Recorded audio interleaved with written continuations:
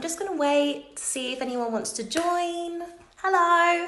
I don't have any music because news is on right now, so you just have to listen to me. Hello,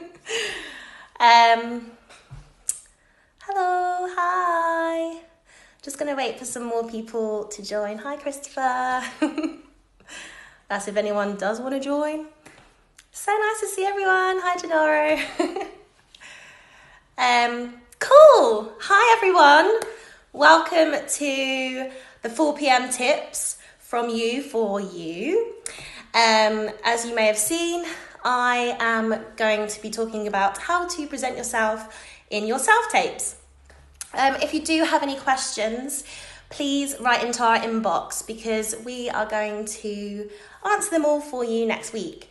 And it'll be good to, get some responses from you guys so we can talk about how to make things better. Hi, everyone. So, as I said, I'm going to be talking about how to present yourself in your self-tapes. So, it is easily forgotten that this is still classed as an audition.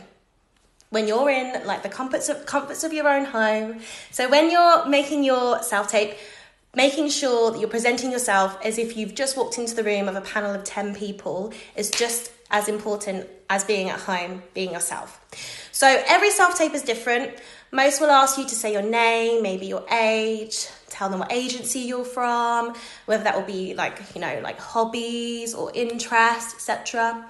This is very important as this is the time you talk about you as an individual and other interests and things like that, other than you being a performer, because that's why they've, requested a self-tape, because they know that you can sing, dance, act. They want to see more from you. So the first part of your self-tape is the most important.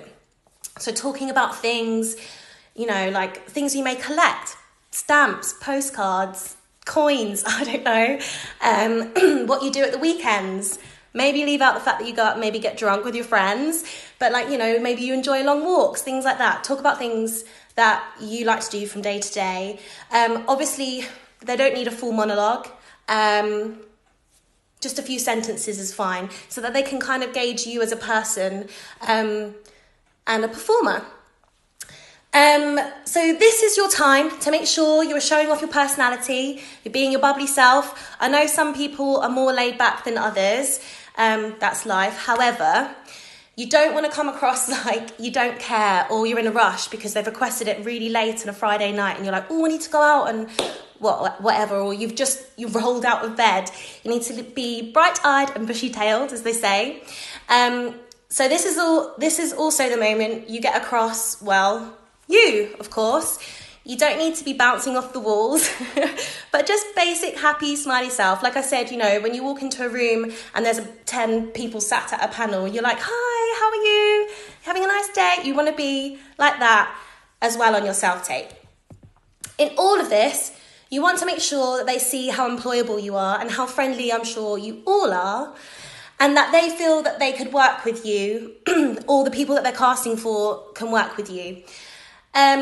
So, they want to be like, great, she's fun. She looks nice. She's hardworking. Not only has she got all of her script and her songs done well, she seems like a nice person. And that's most important. Next, you want to make sure you're looking presentable. So, over the next few days, let's be honest, we're all going to be in our pajamas. But in self-tapes, you want to make sure, you've been awake at least a few hours. Not only is that so you can be bright-eyed and bushy-tailed, but also that your voice is warm. Mine seems to be going. I clearly have not spoken to anyone in the last few days. But yeah, your voice is warm and you're up, ready to go. Making sure that your hair is done, your makeup is done if that's what you do from day to day. If you're looking a bit tired that day, you're like, oh, I better put some concealer on those bags. Making sure that you look good. Wearing nice clothes, not tracksuits or hoodies, unless they've requested that for the self-tape or unless it's a character choice. You could even add a bit of character detail if you're auditioning for, say, a show. Let's say it's Grease. I mean, don't get me wrong, don't go and like slick your hair back in a quiff and put your T-Birds jacket on, or your pink ladies jacket that you've worn like for a hen do a few years ago. I mean, like something that may suggest you're from that era, so like a bit of denim or something like cute in the hair or something like that. So nice and subtle, but so they can see that you've made a bit of an effort. Lastly, song choices for self-tapes.